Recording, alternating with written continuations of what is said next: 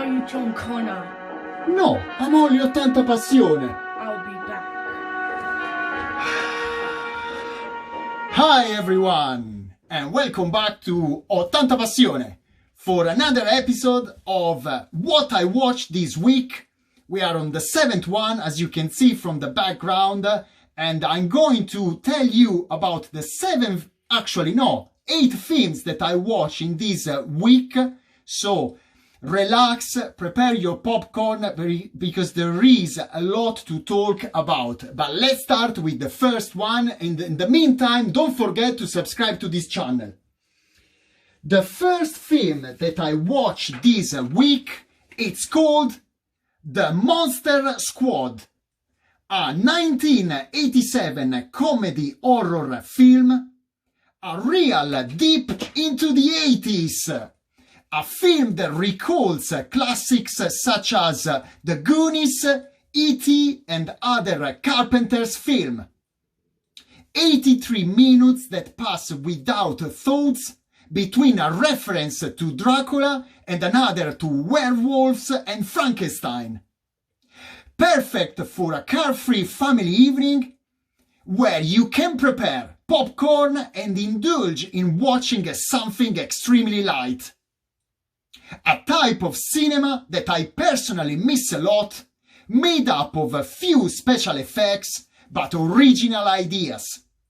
Suitable for everyone nostalgic for the 80s like me. My score for this film, 7. To the 80s, 10 plus. Thank you so much to my cousin who recommended this film to me. Available on Amazon Prime, at least here in the UK. And now, let's move to the second film that I watched this week, called To All the Boys, Always and Forever, a 2021 romantic film. The third chapter of this trilogy, with the same protagonists, Peter and Lara, played respectively by Noah Centineo or Centineo, whatever you say, and Lana Condor. If I had found the first chapter interesting and pleasant, with moments of humor and a direct message, I must say that in the second and then in this third chapter, the thread of the story was lost. Based on a novel of the same name, I thought in this film there are first scenes shot in South Korea and then we move to New York City. I miss something in terms of the evolution of their relationship. Everything seems to be a bit improvised, perhaps leaving room for a fourth chapter. Unfortunately, if my score for the first chapter was 7, for this third one it can only be 5.5. Available on Netflix everywhere. And now let's move to the third film that I watched this film, called Swiss Army Man, a 2016 comedy fantasy film. A story of hallucinations that left me confused and speechless. I have to say, I like both two lead actors, Paul Dano and Daniel Radcliffe, aka Harry Potter. But in this film, if the idea could be interesting, I didn't appreciate the way it was developed. More than a weird film, I would say it's an unfinished movie. It absolutely cannot base its success on the idea of the farting corpse, because in my opinion it's not enough. I didn't understand the way classic relationships such as a friendship or love have been represented. And also the message that the two directors, oh yes, one was not enough, of the film intended to build through this story did not reach me at all. Probably you think it doesn't make any sense what you are saying. I'm sorry, it's only a review consequence of me watching this very crazy and weird movie. I felt as lost as watching the TV series Lost. My score for this film, between 5 and 6. I'm very sorry, Cesare. Again, I have to let you down, but I'm not like you, and what can I say? Nobody's perfect. Available on Amazon. And now let's move to the fourth film that I watched this week, called Hope Gap, a 2019 drama romantic film set in England in Seaford. A film that is about a marriage crisis and can count on an excellent cast starting Annette Bening, Bill Nighy and Josh O'Connor, a very young, talented English actor. Watch other films that he made previously, you are not going to be disappointed. It's very interesting to see how the son, now an adult, is initially involved in this story. It's not easy to decide which side you want to take. I found the way in which interpersonal relationships are analyzed and the different points of view of the people involved in this situation very delicate. Definitely a direct and current film which does not intend to teach you, but rather to show the frailties of a family and the fears of starting from scratch. A film that makes us reflect on the changes in feelings in a couple and the consequences that entail in the eyes of a child. My score for this film, 6.5. For the idea, 7. Available on Netflix, at least here in the UK. And now, let's move to the fifth film that I watched this week. It's called The Night Clerk, a 2020 crime mystery film. The story has potential, as does the cast, which is of an excellent level. Especially the protagonist, played by Ty Sheridan, already admired in the movie Ready Player One. I have to be honest, from about half of the film, the events began to follow each other in a casual and not very reliable way. Eventually, it loses its way and obviously moves towards a foregone conclusion.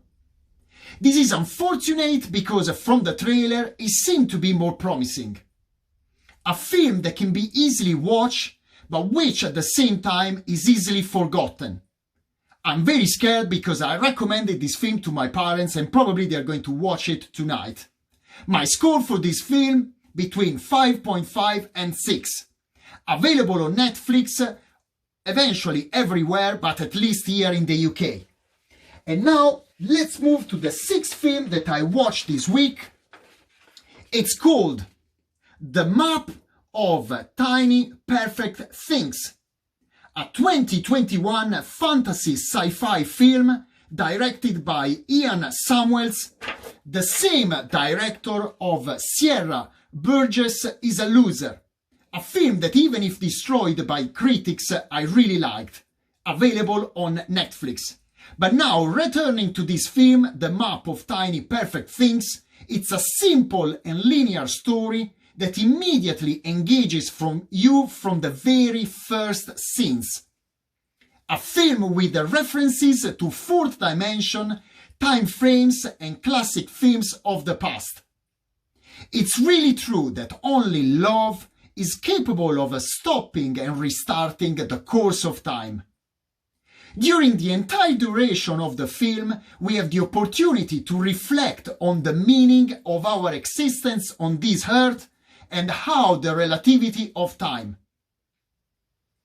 It's then up to us seize the special moments of our life and make them infinite. Highly recommended. My score for this film, 7.5. I'm very generous this week. Available on Amazon Prime, at least here in the UK. And now let's move to the seventh film that I watched this week. It's called Time Bandits, a 1981 fantasy adventure film directed by Terry Gilliam, director already famous for films such as Brazil or 12 Monkeys, and with a highly respected cast including Sean Connery and Ian Holm. A perfect film to watch as a family with or without your children. One of those temporal adventures that give space to your imagination and that allow you to travel through particular moments of our history. Once, for example, during Napoleon time. A real virtual treasure hunt where you will really experience an incredible journey. With 6 fantastic dwarfs that will make you laugh out loud. Oh yes, trust me, you will laugh out loud. In short, for a relaxing evening in which to free your mind. It's time to become children again. Come on.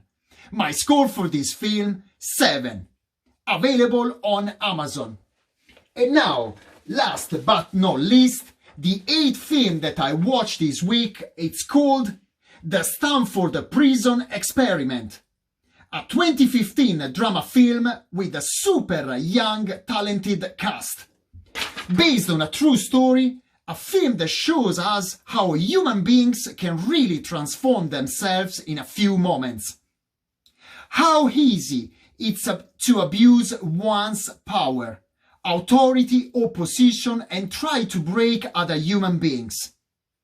A simple experiment that turns into a time bomb and put us in front of strong and direct scenes.